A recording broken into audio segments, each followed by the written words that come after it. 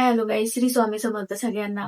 तुमचं खूप खूप मनापासून आभारी आहे मी, की तुम्ही मला मागच्या पार्टला खूप सारं प्रेम देताय माझ्या कहाणीला. तर आता इथून कालच्या कहाणीच्या ह्याच्यानुसार पुढे मी सुरुवात करते, की मला त्या रात्री त्यांनी मला खूप मारहाण केली. मारहाण केल्यानंतर मला नंतर पहाटे पहाटे नंदिनी त्या उठल्या, बाहेर वॉशरूम वगैरे आल्या असतील तेव्हा त्यांनी आवाज ऐकला, की बाबा काय चाललंय यांची आरडाओरडा काय चालू आहे. म्हणून त्यांनी दार वाजवलं. मग त्यांनी बघितलं की काय चाललंय हे असं. मला त्यांनी एवढं मारलेलं बघितल्यानंतर अक्षरशः नंदेला सुद्धा इतकं वाईट वाटलं ना, की ती म्हटली, "तू मला आवाज का नाही दिला वहिनी?" किंवा काय. तर मी म्हटलं, "तसं मला बोलायची काही कॅपॅसिटीच नव्हती माझी, कारण मला एवढं मारलं होतं त्यांनी. उठता बसता पण येत नव्हतं, काहीच नाही." मग त्यांनी मला त्यांच्या घरी नेलं. म्हणजे शेजारीच घर होतं. घरी नेलं. घरी नेल्यानंतर 9-10च्या दरम्यान मग मला त्यांनी दवाखान्यात ऍडमिट केलं. दवाखान्यात गेलो आम्ही. मग डॉक्टर म्हटले ऍडमिटच व्हावं लागेल. कारण मुका वगैरे भरपूर लागलेला आहे. त्याच्यामुळे मग मला ऍडमिट केलं. ऍडमिट केल्यावर साधं मला तो तिथं बघायला सुद्धा नाही आला. आणि काहीच नाही. दिवसभर मला ऍडमिट करून ठेवलं होतं. जेवण नाही, काही नाही. नंदिनी आपलं तिच्या घरून थोडंफार स्वयंपाक खायला प्यायला घातलं मला. तिथं दवाखान्यात पण. नंतर मी माझ्या आई-वडिलांना नंदेच्या मोबाईलवरनं कॉल केला आणि मग मी माझ्या आई-वडिलांना सांगितलं आणि मग आई-वडिलांना कॉल केला मी. मग ते म्हटले, "आम्ही येतो" म्हणून. पण ते येतो म्हणले, पण दिवसभर जे काही दवाखान्यामधलं बिल झालं, गोळ्या औषधांचं वगैरे, तिथलं जे काही असेल बिल, ते बिल भरायला सुद्धा माझ्याकडं त्यावेळेस पैसे नव्हते. कारण त्यावेळेची म्हणजे कंडिशन पण एवढी काही व्यवस्थित नव्हती आणि जरी असली तरी मी त्यावेळेस काही नवरा असं बायकोकडे पैसे ठेवायला देत होता किंवा काय असं असं तर नव्हतं. म्हणजे माझ्या बाबतीत तर नाही झालं. त्यांनी मला कधी ₹10 सुद्धा माझ्याजवळ दिले नाही. तो फक्त म्हणायचा, "तुला काय पाहिजे, काय नाही मला सांग, मी आणतो." एखाद्या वेळेस आणलं तर आणायचं, नाही तर ते पण नाही. मग त्यावेळेस माझ्याकडे बिल भरायला पैसे नाही, काय नाही. नंदेजवळ पण एवढे नणंद पण शेवटी सासूरवाशीनच होती ती पण. तिच्याजवळ पण पैसे नाही. काय करणार, काय करणार? तो बघायला सुद्धा नाही आला मला आणि काहीच नाही. तर ह्या परिस्थितीमध्ये इतकं इतकं टेन्शनमध्ये होते ना मी, की मला तिथं दवाखान्यात ऍडमिट स्वतः म्हणजे त्यांनी मला ऍडमिट केलं, पण बिल कसं भरायचं हे खूप मोठं कोडं होतं माझ्यापुढं. मग आई-वडिलांना फोन केल्यानंतर ते आले. त्याच्या माझ्या नंदेनी काहीतरी थोडंफार ऍडजस्ट केलं इकडं-तिकडं काय केलं ते मला नाही सांगितलं त्यांनी. त्यांनी नंतर ते काय जे बिल आलं होतं ते त्यांनी ऍडजस्ट करून भरलं. तो निदान माणुसकीच्या नात्याने तरी निदान त्या माणसाने मला दवाखान्यात बघायला यायला पाहिजे होतं. त्याच्या चुलत्यांनी पण मला बघायला यायला पाहिजे होतं. त्यांना माहिती झालं तरी ते बघायला सुद्धा नाही, विचारपूस सुद्धा साधी करायला कुणी माझी आलं नाही. त्यावेळेसचा जो काही काळ होता ना, म्हणजे दुश्मनावर पण अशी वेळ येऊ नये मला असं वाटतं, की आपण एखाद्या शेजारच्या माणसाला जरी नाही का, काही दुखापत झाली किंवा काय तर आपण आवर्जून त्यांना विचारतो, की बाबा काय झालंय, काय नाही. पण हे सख्खे असून यांनी सख्ख्या लोकांनी सुद्धा मला त्यावेळेस चौकशी केली नाही माझी, विचारपूस केली नाही माझी. म्हणजे ह्यांनी हा सगळा एक डाव रचलेला होता. मला असं म्हणजे त्यावेळेस आहे ना, असं प्रकर्षाने जाणवत होतं, की बाबा हा एक यांनी एक डाव रचला होता, की ह्या पोरीचं वाटोळंच करायचं ह्या लग्न करून. आणि म्हणजे जर त्यांना जर थोडी जरी माझ्याबद्दल काही वाटत असतं ना, ते मला भेटायला आलेच असते. पण ते काय आले नाही. आणि त्याच्यानंतर मम्मी-पप्पांना फोन केल्यानंतर ते दुसऱ्या दिवशी आले. दुसऱ्या दिवशी आल्यानंतर मग मला त्यांनी आणि मग आई-वडील माझ्या दुसऱ्या दिवशी आले. मग त्यांनी मला बघितलं, अशा अवस्थेमध्ये बघितलं. त्यांना इतकं म्हणजे आईला-वडिलांना मला इतकं हे वाटत होतं ना, की म्हणजे काय वाटत असेल त्यावेळेस ते तुम्ही तर मला शब्दात जास्त सांगता येत नाही. ते तुम्ही समजून घ्या, की एका आईला आणि वडिलांना काय वाटलं असेल आपल्या मुलीला एवढं मारहाण अशा अवतारात बघून. तर मला ते तातडीने म्हणायचे, "नाही तू चलच आमच्याबरोबर, चलच आमच्याबरोबर." पण आमची नणंद शेजारीच राहायला होती माझी नणंद. तर ती म्हटली, की "तुम्ही काही टेन्शन घेऊ नका. मी लक्ष देते इथून पुढे तिच्यावर." त्यांनी जरी नाही लक्ष दिलं त्या ज्यांनी जमवलंय लग्न त्यांनी नाही लक्ष दिली तरी मी मी बघते म्हणले. थोड्या दिवस बघू काय होते काय नाही. मी सांगते भाऊला म्हणजे त्याला भाऊ म्हणायचे ते. मी त्याला समजून सांगते वगैरे असं बरंच काय काय सांगितलं. मग तरी पण माझे आई-वडील नाही होय, नाही होय करायचे. नको म्हणायचे आमची मुलगी आम्हाला पोटात जड नाही झाली. आम्हाला वाटत काही जड होणार नाही. आम्ही तिला घेऊन जातो वगैरे असं बरंच. पण नंदेनी त्यांना समजून सांगितलं, की "बाबा नका टेन्शन घेऊ. आयुष्य शेवटी तिला काढायचंय. तुमच्यापाशी आयुष्य जाणार नाही तिचं." असं सांगितलं आणि मग मला तिथं ठेवलं. मी राहिले तिथं. 2-3 दिवस आणि ज्या दिवशी मग घरी नेलं मला, दुसऱ्या दिवशी घरी सोडलं डॉक्टरांनी. संध्याकाळी नाही, पण दुसऱ्या दिवशी सोडलं मला त्यांनी. डॉक्टरांनी घरी सोडल्यानंतर मग म्हटलं आता आज तरी निदान नाही का एवढं हे झाले, काल झाले बाबा, निदान शांत असेल. पण त्या दिवशी दुपारनंतर घरी गेल्यानंतर तो घरातच नव्हता. घरामध्ये एवढा राहाडा पडलेला, सगळं घाण, कपडे वगैरे, गोधड्या वगैरे जे झोपले होते रात्रीचे, जे धिंगाणा झालता ते सगळं तिथं पडलेलं, सगळं अस्ताव्यस्त घर सगळं. मग मी गेले, थोडंफार मला नव्हतं कॅपॅसिटी, पण थोडंफार मी आवरलं. मला नंदिनी स्वयंपाक करून आणला, जेवण वगैरे खायला घातलं, गोळ्या औषधं घेतले, मी झोपले. आणि नंतर 5-6च्या दरम्यान तो घरी आला. तो अशा कंडिशन मध्ये आला. त्याने मला आल्यावर असं नाही विचारलं की तुला बरं वाटतंय, माझं चुकलंय. म्हणजे म्हणजे कुणी पण असू द्या, की माणसाला कोणत्याही गोष्टीचा किंवा एखाद्या चुकीचा पश्चाताप असतो. पण त्या माणसाच्या आयुष्यामध्ये मी आतापर्यंत, जोपर्यंत मी त्याच्या बरोबर होते, तोपर्यंत त्यांनी कोणत्याही गोष्टीचा कधी पश्चाताप आणि माझ्याकडून किंवा त्याच्याकडून, म्हणजे त्याच्याकडून झालेल्या चुकीची कधी त्यांनी मला माफी मागितली नाही. तो म्हणायचा नाही, जे काय असेल ते माझं बरोबर, तुम्ही किती चुकीचा असा किंवा काही पण असा, किंवा कोणती गोष्ट त्याची जरी असली तरी ती चुकीची असली तरी बी तो म्हणायचा नाही, ती माझीच खरी. म्हणजे काही काही गोष्टी त्यांनी कधीच मला अशा हे करून दिल्या नाही. फक्त नवरा म्हणून एखाद्या गोष्टीला नाही का आपण, की बाबा ही हक्काची वस्तू आहे, मग त्याच्यावर आपण आपला अधिकार गाजवायचा फक्त, बस, याच्या पलीकडे काहीच करायचं नाही. तो फक्त मला तेवढ्याच बाबतीत हे करत होता. तरी पण मी म्हणायचे नाही, शेवटी कसं असतं, काय काहींचा स्वभाव, काय लहानपणापासून आई वडील नव्हते त्याला, त्याच्यामुळे त्याचा स्वभाव असा कठोर झाला होता. म्हणजे वडील होते, आई वारलेली होती त्याची, कठोर झालेला असतो. पण मला असं वाटतं, जाऊ दे, चला, आज नाही उद्या, आताशी 5-6 महिने झालेत लग्नाला बाबा, मग इथून पुढे त्याचा स्वभाव बदलेल आपल्या बरोबर राहून, किंवा असं आपल्याला एक खात्री असते, किंवा आपल्याला एक हे असतं की कुठंतरी बाबा, कुठंतरी चांगलं होईल, कुठंतरी आजचा दिवस जसा उगवतो तसा मावळतो, तसं माणसाला वाटतं की बाबा त्याच्या स्वभाव थोडाफार तरी आज ना उद्या बदल होईल. पण कसं असतं, काय म्हणतात ते, गाढवाला जरी किती जरी सजवलं ना, तरी तो ह्याच्यात चिखलात लोळायचा राहत नाही, तसं त्याची गत होती. आणि ते झाल्यानंतर बरेच दिवस असंच चाललं होतं. तो पिऊन यायचा दररोज, बडबड करायचा, मारहाण करायचा. आता तुम्हाला मी पुढे अजून बऱ्याचशा गोष्टी आहेत त्या पण सांगणार आहे. आता मारहाण झाली, त्याच्यामध्ये हे माझे जे दात आहेत, आता तुम्ही पहिले जुने माझे व्हिडिओ बघितले असेल इंस्टावरती, तर तुम्ही बघा, तर तुम्हाला कळेल की माझ्या पहिल्या दातांची काय अवस्था होती आणि आता दातांची काय अवस्था आहे.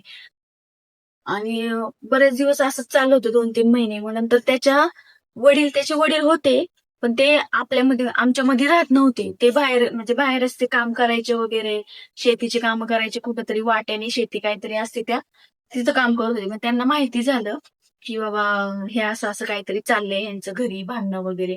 म्हणून मग ते नाही का, एक मोठा माणूस म्हणून ते आमच्या जवळ येऊन राहायला लागले थोडे दिवस.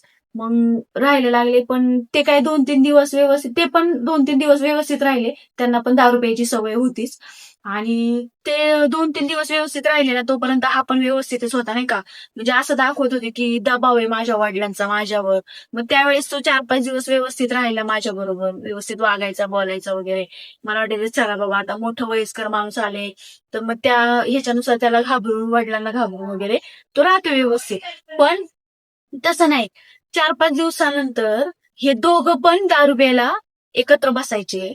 आणि कधी कधी तर एकत्रच दारू पिऊन यायचे. आले की मग त्याच्या वडिलांची बडबड वेगळीच, हिची बडबड वेगळीच, म्हणजे परत काय काय असायचं यांचं. मग परत तो स्वतः उलट आहे ना, वडिलांना शिवीगाळ वगैरे करायचा. आणि त्यांच्यात बी वादवादी व्हायला लागली एक 5-6 दिवसानंतर, 8 दिवसानंतर. तर मग वादविवाद व्हायला लागल्यावर मी म्हटलं, हे काय वेगळं आता, म्हणजे माझं राहिलं बाजूला आणि ह्यांचंच पुढं काहीतरी मांडायचं. 8-10 दिवस गेले त्यांचे असेच कसे तरी भांडणात तांडणात, ह्याच्यात त्याच्यात. पण नंतर त्यांची दोघांची भांडणं झाली आणि त्यांनीच त्याच्या बापाला घरातून बाहेर काढून दिलं की बाबा नको राहू तू इथं, काय गरज नाहीये, असं तसं. मग तो गेल्यानंतर पण मला थोडंफार असं, म्हणजे जेव्हा ते सासरे होते माझे, तेव्हा मला थोडाफार आधार वाटायचा, किंवा चला बाबा काहीतरी आपल्या माग आहे कोणीतरी म्हणून.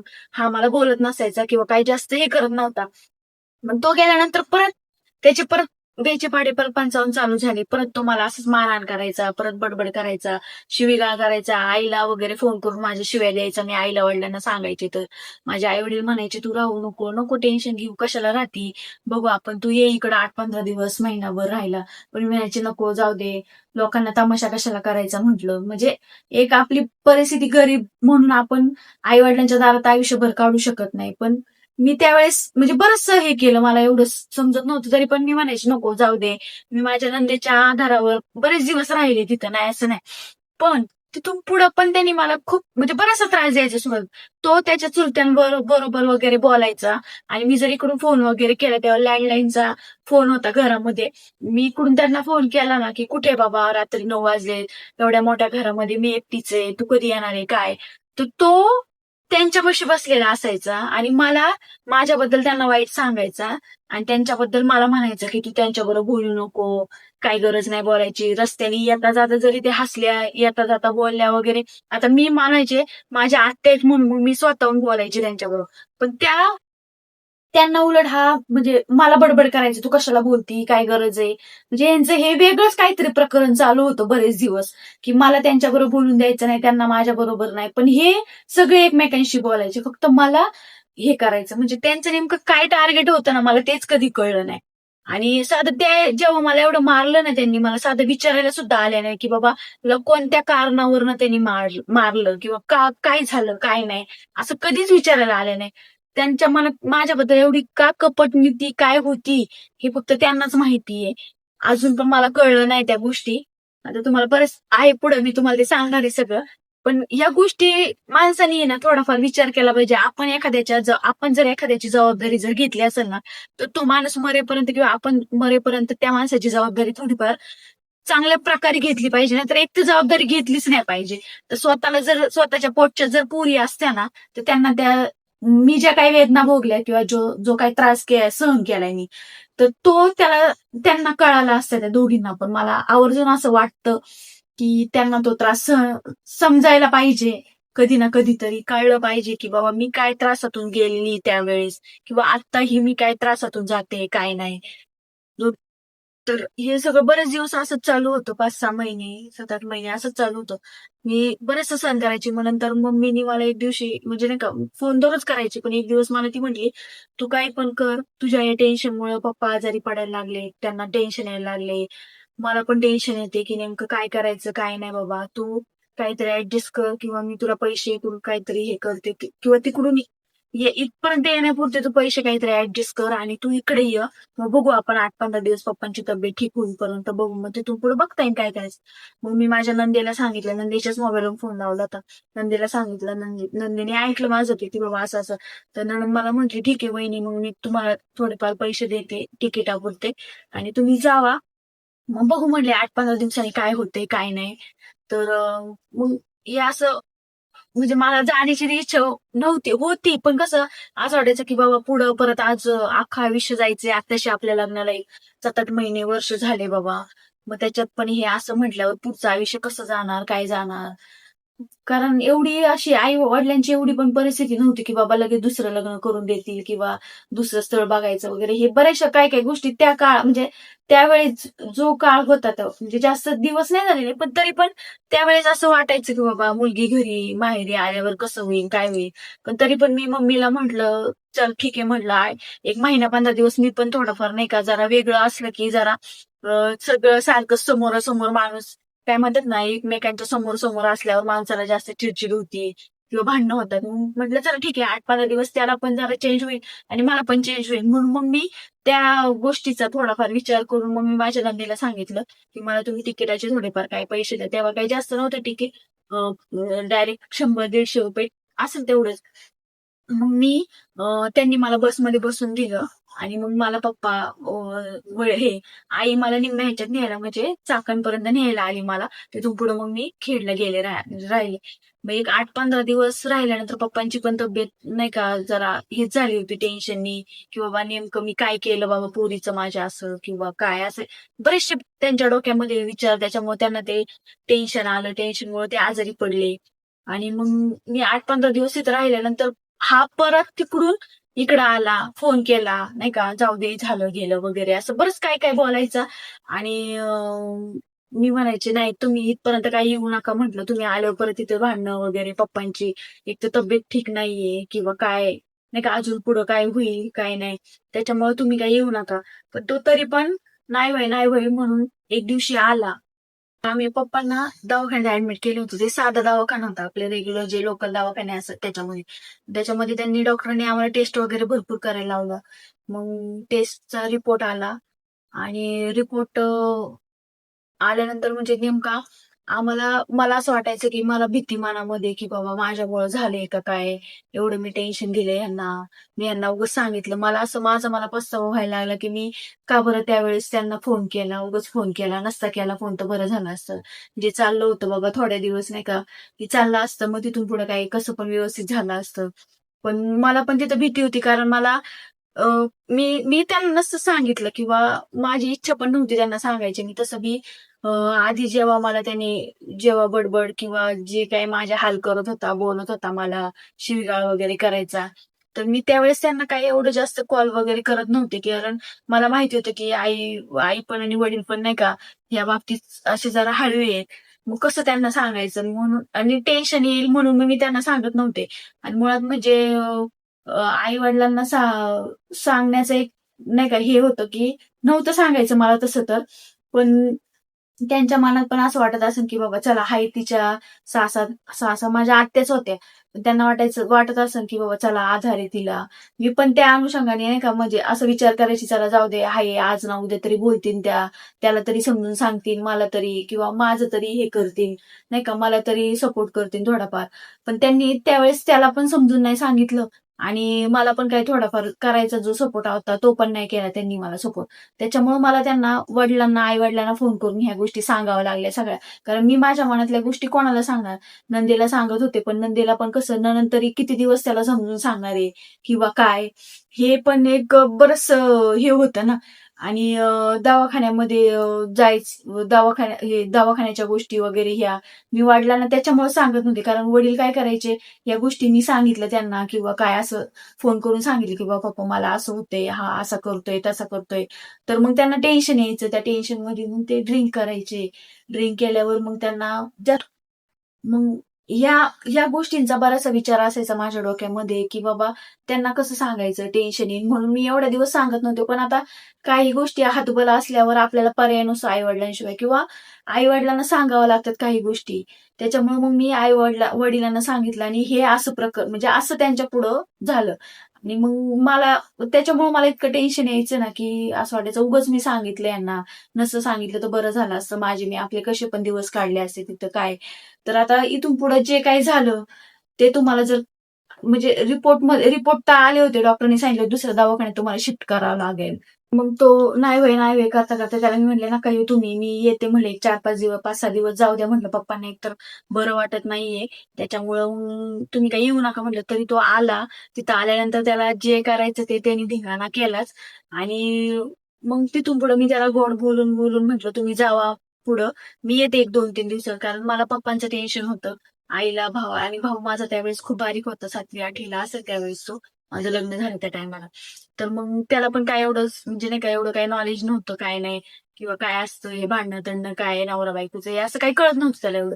म्हणून मग त्याला सांगितलं, की "बाबा तू जा पुढं, मी येते 2-3 दिवसांनी." मग तो पुढे गेला तो 2 दिवसांनी म्हणजे नाही का तो गेला दुसऱ्या दिवशी लगेच काही थांबला नाही. मग पण आमच्या डोक्यात टेन्शन एवढंच होतं, की पप्पांना आता कुठल्या हॉस्पिटलमध्ये न्यायचं. इथं शिफ्ट करायचं होतं. डॉक्टरांनी सांगितलं होतं, की बाबा अशी-अशी कंडिशन आहे. टेन्शनमुळे त्यांचा बीपी वगैरे हे झालाय असं तसं बरंच काय-काय सांगितलं. त्यांना टेस्ट वगैरे करायला लावल्या होत्या. आता इथून पुढचा भाग तुम्हाला बघायचा असेल तर तुम्ही माझ्या नेक्स्ट व्लॉग बघा आणि आपली लाडकी रेश्मा या चॅनेलला सबस्क्राईब करायला विसरू नका. खूप सारं तुमचं प्रेम द्या आणि हा व्लॉग तुम्हाला कसा वाटला तो कमेंटमध्ये नक्की कळवा. धन्यवाद.